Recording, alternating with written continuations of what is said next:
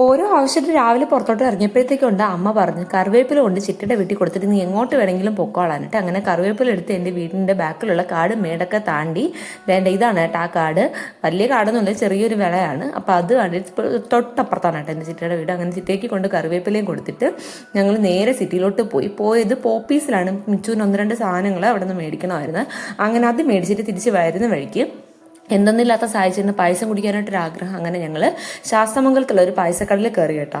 അങ്ങനെ നോക്കിയിരുന്നപ്പോഴത്തേക്കൊണ്ട് അവിടെ കിൻഡർ ജോയ് കിടക്കുന്നത്. അപ്പോൾ ആദ്യം കിൻഡർ ജോയ് കഴിച്ചിട്ടാവാം പായസം എന്ന് കരുതി അങ്ങനെ കിൻഡർ ജോയ് വാങ്ങിച്ച് കഴിച്ച്. അങ്ങനെ അത് കഴിച്ചുകൊണ്ടിരുന്നപ്പോഴത്തേക്കൊണ്ടോ പായസം വന്നിട്ട് 2 ഗ്ലാസ് പായസത്തിന് 60 രൂപയാണ്. അതായത് ഒരു ഗ്ലാസ്സിന് 30 രൂപയാണ്.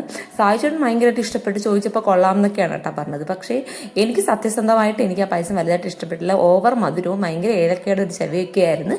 എൻ്റെ അടുത്ത് എങ്ങനെ ഉണ്ടെന്ന് ചോദിച്ചപ്പോൾ ഞാൻ സത്യസന്ധമായിട്ടില്ല എന്ന് ഞാൻ പറഞ്ഞു, ഇഷ്ടപ്പെട്ടില്ല എന്ന് തന്നെ പറഞ്ഞു. അപ്പോൾ കട ഏതാണെന്നുള്ളത് ഞാൻ ഇതിൽ കാണിക്കാം, പറയുന്നില്ല. ചില ആൾക്കാർക്ക് അവിടുത്തെ പായസം ഇഷ്ടപ്പെടുമായിരിക്കും, ചിലർക്ക് ഇഷ്ടപ്പെടില്ല. എനിക്ക് എന്തായാലും പേഴ്സണലി വലുതായിട്ട് ഇഷ്ടപ്പെടില്ല. തിരിച്ച് വരുന്ന വഴിക്ക് നമ്മുടെ സ്ഥിരം മീൻ ചേട്ടൻ്റെ കടയിൽ നിന്ന് മീനും വാങ്ങി വീട്ടിൽ വന്നു. അപ്പോൾ ഇന്നത്തെ വീഡിയോ ഇത്രയുള്ളൂ. Tata bye bye, see U.